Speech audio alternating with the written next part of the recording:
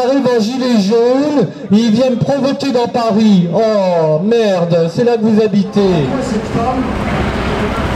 Bonjour, c'est pour Chiche TV. Est-ce que vous pouvez vous présenter chichement? Oui, je me présente chichement. Alors, je m'appelle Florence, 38 ans, 3 ans de gilet jaune. Voilà, maman, infirmière à la base, mais je peux plus travailler à cause des injonctions d'injection expérimentale, injonctions illégales. Donc voilà, je suis dans la rue depuis longtemps, je dénonce la manipulation des médias et la censure et la propagande en fait de la peur autour de ce Covid. Donc avec mon collectif Vigimédia, on était là tous les premiers samedis du mois.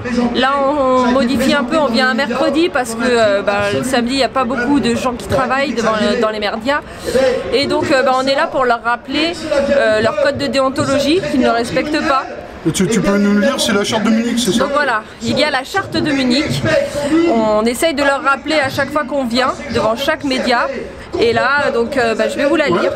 Donc les journalistes ont 10 devoirs indispensables pour pouvoir respecter et pour qu'on soit en démocratie, il faut des médias libres. Donc voilà.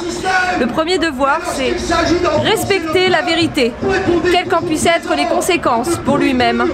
Et ce, en raison du droit que le public a de connaître la vérité. Le deuxième devoir, c'est défendre la liberté de l'information, du commentaire et de la critique.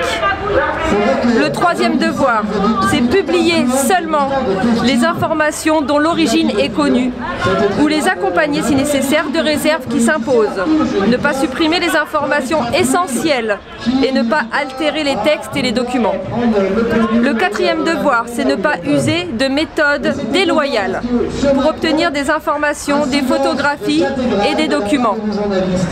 Le cinquième devoir, c'est s'obliger à respecter la vie privée des personnes. Le sixième devoir, c'est rectifier toute information publiée qui se révèle inexacte.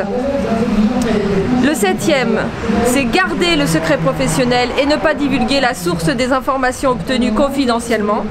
Le huitième devoir, s'interdire le plagiat, la calomnie et la diffamation. Les accusations sans fondement, ainsi que de recevoir un quelconque avantage en raison de la publication ou de la suppression d'une information. Donc celle-là est très importante par rapport à tout ce qu'on vit depuis 2 ans.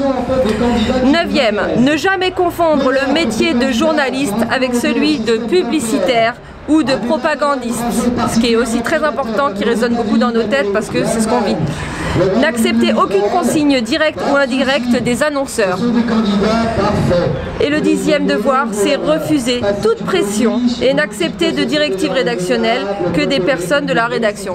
Ça aussi qui est un peu tronqué parce qu'on sait que ceux qui sont dans la rédaction sont aussi manipulés et c'est des pantins de ce gouvernement et de cette oligarchie financière qui veut garder la main mise sur une politique de la peur qui maintient le peuple en asservissement et en soumission totale par rapport à une injection qui devrait refuser, un pass sanitaire qui n'a pas lieu d'être, et puis toutes les lois liberticides qui sont en train de se mettre en place depuis plusieurs années.